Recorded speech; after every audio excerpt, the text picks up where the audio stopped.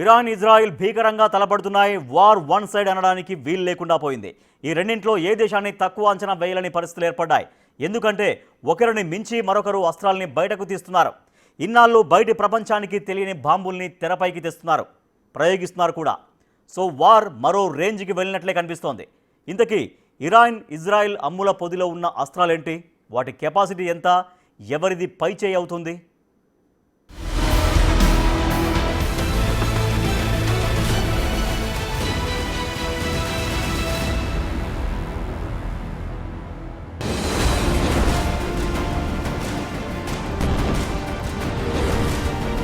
అటు buster bomb,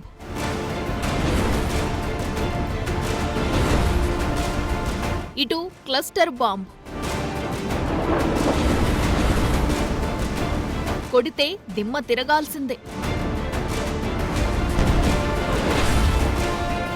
బయటకొస్తున్న బ్రహ్మాస్త్రాలు. Iran Israel తాడోపేడో. ఒకరిది హై పవర్ మిసైల్, మరొకరిది హైపర్ సోనిక్ మిసైల్. ఎవరూ తగ్గట్లే. అవును, ఇన్నాళ్లు ఎవరికీ తెలియని బాంబులు తెరపైకి వస్తున్నాయి. ఇరాన్ ఇజ్రాయిల్ వార్ లో పవర్ఫుల్ బాంబులు అలజడి సృష్టిస్తున్నాయి. అసలు అలాంటి వెపన్స్, మిసైల్స్ ఉన్నాయా అని అంతా ఆశ్చర్యపోయే పరిస్థితులు కనిపిస్తున్నాయి. ఎందుకంటే రెండు వైపులా కొత్త కొత్త బాంబు ప్రయోగాలు జరుగుతున్నాయి. విధ్వంసం మరో రేంజ్ లో ఉంటుంది. ఏంటి ఆ పవర్ఫుల్ బాంబులు? వాటి ఎఫెక్ట్ ఎంత?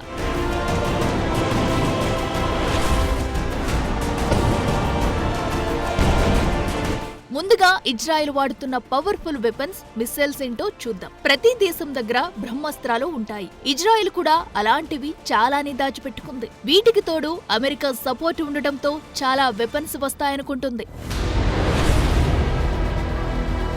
GBU-57A/B bunker buster bomb. ఇది చాలా పవర్ఫుల్. 13,600 కిలోల బరువు ఉంటుంది. భూమి లోపలికి 60 మీటర్ల లోతు కాంక్రీట్ లోకి కూడా చుచ్చుకుపోయే కెపాసిటీ ఉంటుంది. ఇరాన్ లోని భూగర్భ అణు కేంద్రాలను టార్గెట్ చేసేందుకు అమెరికా నుంచి హామీ తీసుకుంది. ఇది నాన్ న్యూక్లియర్ అయినప్పటికీ అత్యంత విధ్వంసకర పవర్ ఉంటుంది. ఇజ్రాయెల్ ఎయిర్ ఫోర్స్ దీన్ని ప్రయోగించాలంటే అమెరికా హెల్ప్ అవసరం.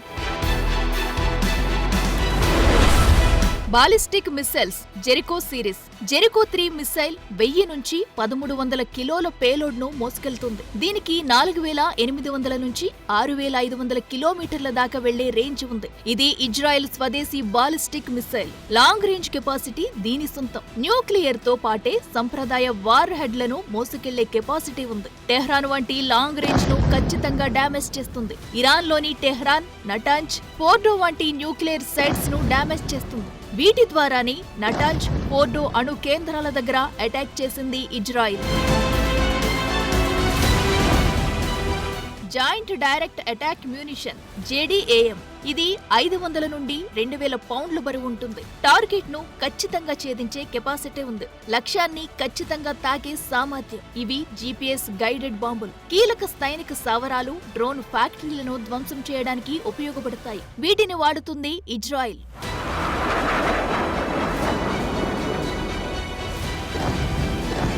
అణ్వాయుధాలు. ఇజ్రాయెల్ తన అధునాతన సైనిక సాంకేతికత, అమెరికా సహాయంతో అత్యంత శక్తివంతమైన వెపన్స్ ను రెడీ చేసి పెట్టుకుంది. ఇవే ఇజ్రాయెల్ ను మిడిల్ ఈస్ట్ లో పవర్ఫుల్ కంట్రీగా నిలబెట్టాయి. ఇజ్రాయెల్ దగ్గర 90 నుంచి 140 దాకా న్యూక్లియర్ వార్ హెడ్లను కలిగి ఉన్నట్లు అంచనా ఉంది. ఈ వార్ హెడ్లు జెరికో బాలిస్టిక్ మిసైల్స్ ద్వారా లేదంటే F-15, F-16, F-35 యుద్ధ విమానాల ద్వారా ప్రయోగించే వీలుంది. అయితే ఇది లాస్ట్ ఆప్షన్.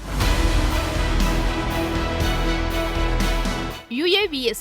ఇజ్రాయెల్ అమ్ముల పొదిలో డ్రోన్లు, మానవరహిత యుద్ధ విమానాలు చాలానే ఉన్నాయి. ఇందులో హెర్మెస్ 900 కీలకం. దీని రేంజ్ కిలోమీటర్లుగా ఉంది. ఎలక్ట్రో ఆప్టికల్ సెన్సర్లు ఉంటాయి. వీటిని ఇజ్రాయెల్ గూఢాచార సంస్థ మొస్సాద్ సీక్రెట్ గా ఇరాన్ కు తరలించి అక్కడి లక్ష్యాలను టార్గెట్ చేయించింది. ఆపరేషన్ రైజింగ్ లయన్ స్టార్ట్ అయిన రోజున వీటిని రిమోట్ ఆధారంగా ఇజ్రాయెల్ ఆపరేట్ చేసి ఇరాన్ రక్షణ వ్యవస్థలకు భారీ నష్టం చేసింది. ఈ UAVలను భారత్, ఇజ్రాయెల్ కంపెనీలు జాయింట్ గా తయారు చేస్తున్నాయి. సో అసలు మ్యాటర్ ఏంటంటే ఇరాన్ పై యుద్ధంలో తమపై పైచేయి అవుతుందని, ఇరాన్ గగనతలంపై పూర్తి డామినేషన్ సాధించామని ఇజ్రాయెల్ పదే పదే చెప్పుకుంటుంది. కానీ యుద్ధాన్ని కంటిన్యూ చేయాలంటే ఆయుధ సంపత్తి రోజు రోజుకి తగ్గిపోతున్నాయి. ఇరాన్ క్షిపణులను నేలకూల్చడానికి అవసరమయ్యే లాంగ్ రేంజ్ మిసైల్, ఇంటర్సెప్టర్ల సరఫరా తగ్గిపోతుంది. ఇప్పుడున్న సిస్టమ్స్ మరో 10 నుంచి 12 రోజుల వరకు మాత్రమే సరిపోతాయని అంటున్నారు. అమెరికా ప్రత్యక్ష యుద్ధంలోకి దిగితేనే ఇజ్రాయెల్ కు రిలీఫ్ అంటున్నారు. ఇప్పటిదాకా 15,871 చోట్ల నిర్మాణాలు, దాదాపు 1,300 వాహనాలు, 1,633 ఆస్తులు నాశనమయ్యాయని ఇజ్రాయెల్ ఒప్పుకుంది.